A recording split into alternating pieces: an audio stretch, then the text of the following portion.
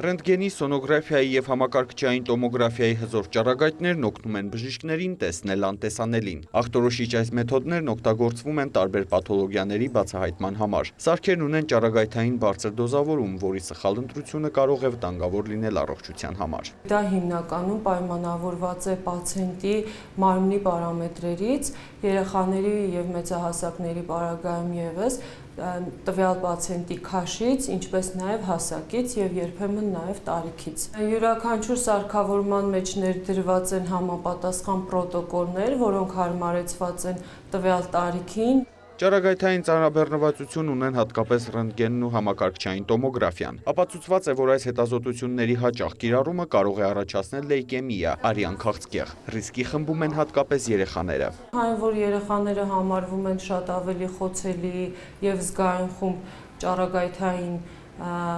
բեռնվածության համար, պետք է երեխաների հետազոտման պարագայում աշխատել մինիմալիզացնել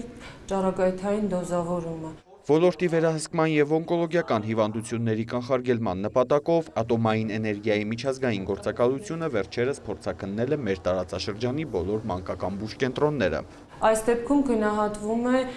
բժշկի գիտելիքը, արդյոք համապատասխանում է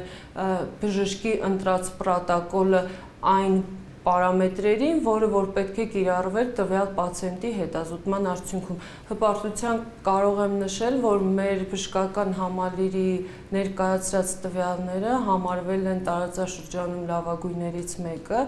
և մեր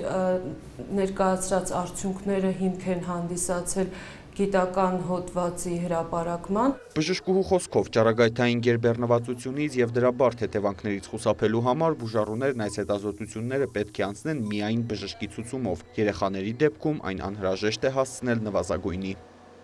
Արամ Մարանդյան, Դավիթ Մաչկալյան, լուրեր։